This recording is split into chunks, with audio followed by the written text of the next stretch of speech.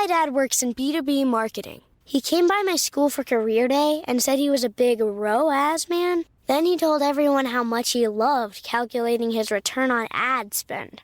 My friends still laugh at me to this day. Not everyone gets B2B, but with LinkedIn, you'll be able to reach people who do. Get a $100 credit on your next ad campaign. Go to linkedin.com/results to claim your credit. That's linkedin.com/results. Terms and conditions apply. LinkedIn, the place to be, to be. We acknowledge the traditional owners of country throughout Australia and recognise their continuing connection to land, waters and culture. We pay our respects to their elders past, present and emerging. Welcome to This Song Is Yours. We're a music podcast that chats to artists, musicians and creatives on their songwriting craft and upcoming projects. I'm your host Simon Fink and welcome to episode 253. Our guests today on the podcast are the New Pornographers. The Canadian music collective have just released their 9th studio record entitled Continue as a Guest, and we're joined by frontman AC Newman on the podcast to discuss the brand new record. Quickly, before we jump into today's episode, we're going to very kindly ask that you go subscribe to the podcast on Spotify or Apple Podcasts or whatever app you use, and then go and follow us across all of our socials. I know it sounds like a broken record at this point and a little bit cliche, but we honestly have so many exciting things lined up for the next few months, so you're going to want to make sure that you're up to date when we announce these items. All of our social details can be found in the show notes of this podcast episode. Our guests today are the New Pornographers. Starting out in 1997, the Canadian supergroup was the coming together of a number of brilliant musical minds within the indie scene at that time. Starting out as more of a collective, it featured artists like Carl Newman, Nico Case, John Collins and others, and ended up becoming a supergroup in its own right, while also spurning out other bands such as Destroyer and Immaculate Machine. Over the last 20-something years, the band has put out 9 studio records, with Blender magazine calling their debut record, Mass Romantic, the 24th best indie album of all time back in 2007. While they've seen some members come and go, their roots have always stayed true to the power pop and indie rock that they create so well. And a few weeks ago, they released their 9th studio record, which is entitled Continue as a Guest. While in a very busy promo cycle, we were able to spend a little bit of time with frontman AC Newman to discuss the brand new record. We talk about the process for this record and how it differed from those records before. We spoke to AC about how releasing a record differs every time that the band seem to get together and their continued surprise at the love of the band. We also do try and chat with him about whether there's any Australian dates that are coming anytime soon. You will have to wait till the end of the episode to get to that info, but this chat is definitely worth a listen. We have put all the band details in the show notes, so you can go and follow both the New Pornographers and AC Newman on social media. And we want to say a massive thank you to Chris from Chris Hamilton Publicity for his help with this episode. Here is our chat with AC Newman from the New Pornographers. We sit around and talk about the weather. My heart just like a feather, really, really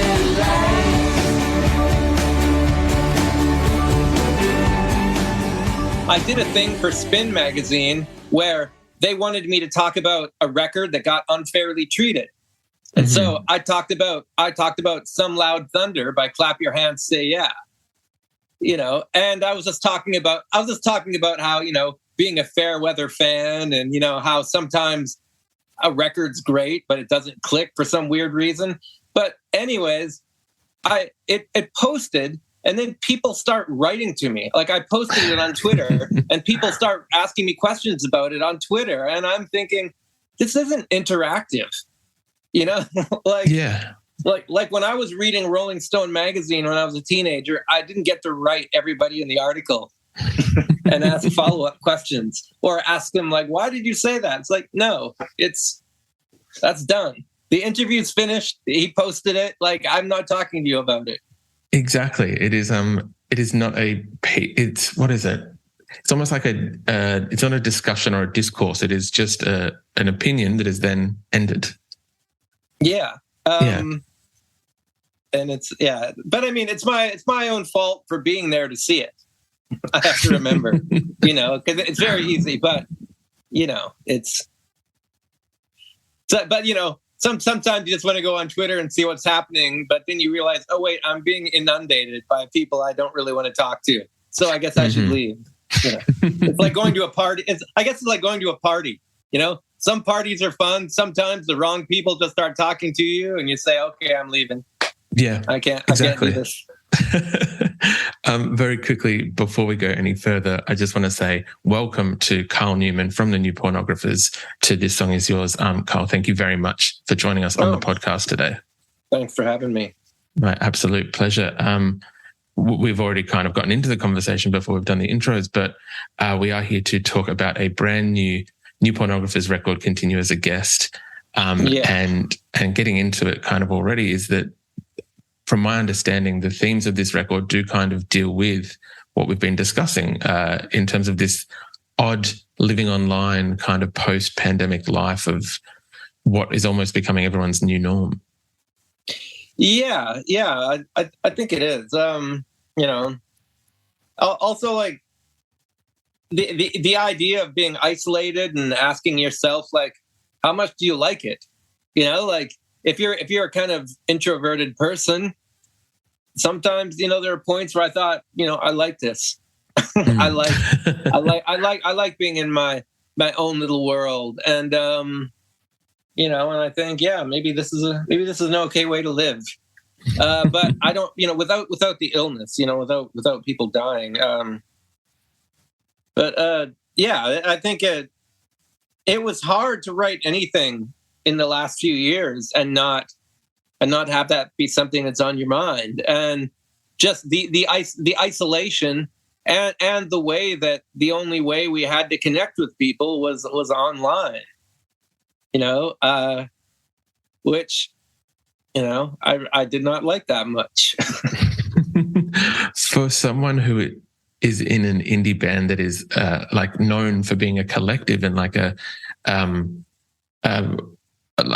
meeting of the musical minds, I imagine that a period of time where everyone has to be separated is something that is maybe not normal, but I want to say it's not your usual kind of setting. In a way, it was the usual kind of setting because we've always been long distance. Like Nico has rarely lived in the same town with us. I mean, I left Vancouver at the end of 2005.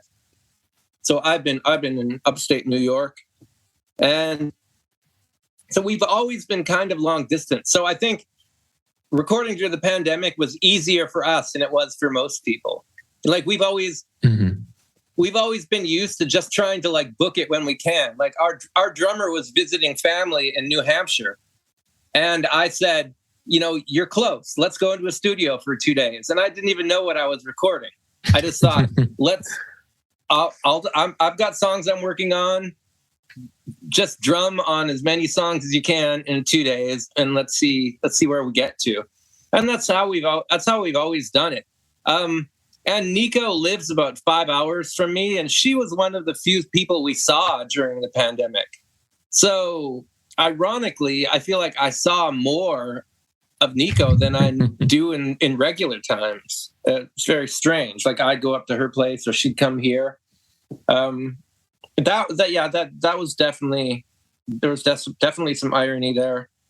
I think other bands working long distance is a much stranger thing, where it's kind of normal for us. How, I guess, were you guys previously for past records? We've got like Challenges. I'm not going to go too far back to the early 2000s just because of technology restraints maybe, but is recording remotely something that you guys had done previously where it was just record parts, send them over and kind of add and build it that way? It was very rare. In the past when we did it, it was very rare. Mm-hmm. Like I remember on the second record, I remember we had to get Nico to sing something in Chicago. And we just had to tell her what to sing. We had to just send guide tracks. And that felt kind of weird. Like none of us were even there. But yeah, for the most part, we did everything for a long time, we did everything like together. And now I look back and I feel like that was kind of a waste of money. All that money we spent on flights, we could have just done it long distance, you know? But we didn't have Zoom back then. You know, I guess we could have talked on the phone. But now it would be so easy to record right now, and it's like you're in the same room. You know, like I could get on a Zoom call with my bandmates wherever they are in Vancouver, and they could record tracks, and I could be listening to them, and I could say, "That's okay, do it again." You know, like I could be. So that part's pretty convenient, but yeah, I don't know. When did that start? I feel like. This podcast is brought to you by eHarmony, the dating app to find someone you can be yourself with. Why doesn't eHarmony allow copy and paste in first messages? Because you are unique, and your conversations should reflect that. eHarmony wants you to find someone who will get you. How are you going to know who gets you? If people send you the same generic conversation starters they message everyone else. Conversations that actually help you get to know each other. Imagine that. Get who gets you on eHarmony. Sign up today. My dad works in B2B marketing. He came by my school for career day and said he was a big ROAS man. Then he told everyone how much he loved calculating his return on ad spend. My friends still laugh at me to this day. Not everyone gets B2B, but with LinkedIn, you'll be able to reach people who do. Get a $100 credit on your next ad campaign. Go to linkedin.com/results to claim your credit. That's linkedin.com/results. Terms and conditions apply. LinkedIn, the place to be, to be. I don't think we did anything long distance, probably till around Brill Bruisers. But I don't. It's hard for me to remember because I'm kind of new to being the techie guy. Like when things were being sent around, it was never me doing it. I wasn't the person sending files, but now I am. So it all feels pretty new to me now that it's kind of become my job.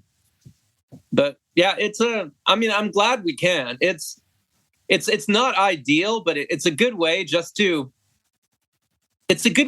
get things together. You know, like sometimes you just want to cobble together a rough copy, you know, and it's like, okay, we don't all have to be in the same room. I can start it here with a click track. You can send me stuff, and then you kind of get the arrangement together, and then you start thinking, okay, well, let's do our final copy. You know, let's do this proper. Let's get into the same room with each other. Of course, it is a brilliant record. Continue as a guest. It's the 9th record for the band, and I know obviously 9th record. You are all in your own rights performers in your own projects as well. So releasing an album really isn't anything new. But I'm wondering, it's the first with Merge, so congratulations for that as well. Is there any rituals that kind of come around, or is it just kind of old hat now? You're just used to kind of the process of releasing a record? Well, I feel like it's always changing. You know, like the industry is changing, technology changes. So I feel like you're always releasing the record into a new world. Like you don't know what's changed, you know, like on this, you know, on this album, I'm doing like Zoom interviews, you know, like I remember on our first record thinking that like websites were like a really low form of media. Like when somebody said, "Hey, can you do this website interview?" I thought that was like doing an interview with like a photocopied zine, you know, like a website. And then somebody says, "Yeah, this website Pitchfork wants to interview you," and you go, "Sure, okay." And then, you know, a year later, you realize, oh wait, Pitchfork is the biggest thing. You know, like a year ago, you didn't think anything about websites, but now it's all websites. And then a few years pass, and it's like, you know, that feels like everything. All of a sudden, Pitchfork is the main thing. and yeah, it's always been changing like that. And then, you know, Spotify shows up, or all the streaming services show up. I don't know. I mean, I'm just happy. I'm happy that I'm still here, but I'm kind of amazed that I am, and I don't get it. But I'm still scraping through, so I guess that's good. I still get to do it. Like I always tell people, I feel like nobody has told me to stop, so that is a good thing. Like, I still get to do it. I think,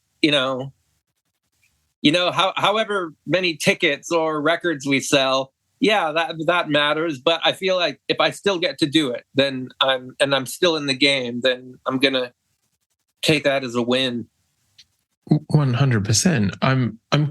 I find it fascinating that you say that, only because of the love. Well, from an outsider's perspective, the love that the new Pornographers kind of seem to receive. I know that a lot of people were excited for this record. I know that you're about to go on a big US tour. I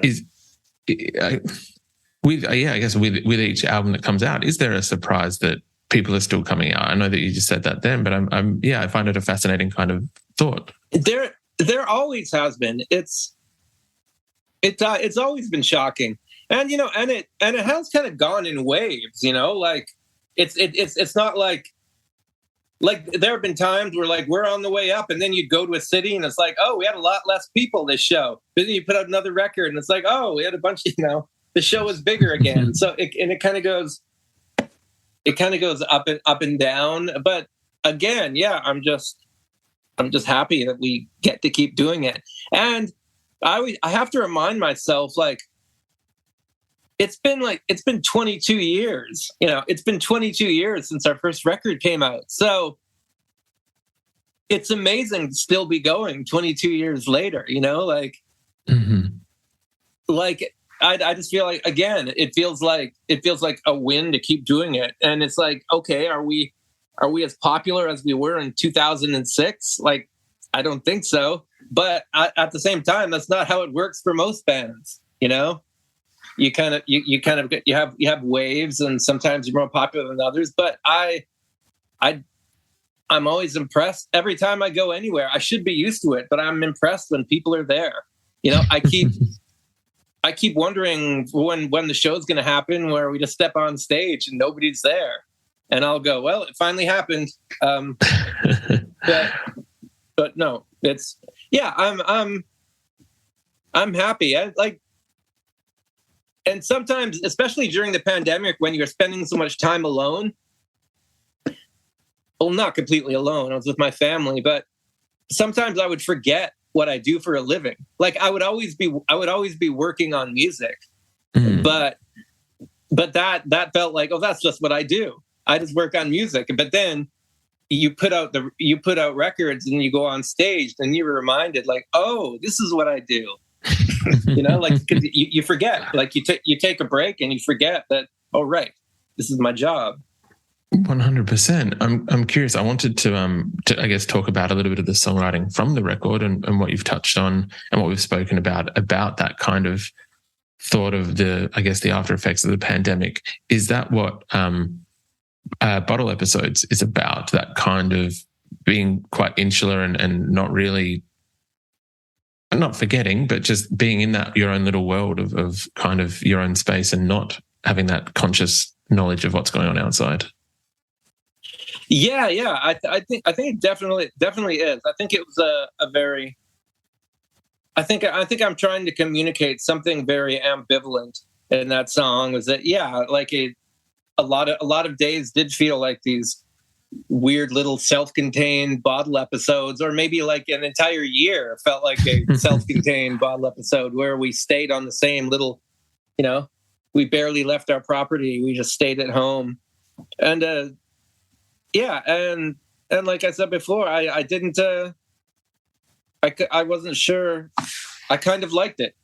There were obvious negatives, but I think it was. I felt happy to have my little place. Like I felt lucky. 'cause we have our house here in Woodstock and we have a few acres. Like we had our own little world here. And I thought, okay, that's something to be grateful for. So it's kind of, even though there are a lot of themes of isolation in the record, I think it's very kind of hopeful in its way. It's, I think it's a little lighter. Like I'm not feeling suicidal because I'm trapped at home. Like I said, I don't mind it. 100%. I feel like it would not be a New Pornographers record with that kind of juxtaposition of maybe serious lyrical content, but the sonics that are quite uplifting, yourself and Nico trading off harmonies, the power pop of it all, if you will. I know that we've just spoken about touring and coming out to shows, might be a little bit preemptive, but is there any chance that at some point this year, maybe next year, we could see yourself and the gang out here in Australia? I'd love to. We all love going out there. It was the last place we were before the pandemic started. Really? Yeah, our Australia and New Zealand tour ended like March 8th, 2020. Literally 2 or 3 days before everything kind of shut down. And I remember I'd been on tour for 5 or 6 weeks, and I remember thinking like, "Oh, I'm glad to be home," but I didn't know how long I was going to be at home for. That was pretty jarring. It's a strange time to look back on because I was on tour for like 5 weeks, and then it was like world shutting down now. Like what? It was jarring. Yeah, I imagine it's kind of, from all of the bands and artists that we speak to, it's usually you do get to go home for a week or two, and then it's further dates, possibly further plans that you don't get to spend long volumes of time at home. And I imagine that would have been a bit of a shock to the system. Carl, thank you so much for your time and coming onto the podcast. Congratulations on the new New Pornographers album. Continue as a guest, but thank you again for coming onto the podcast. Yeah, sorry we had the tech issues, but nice talking to you.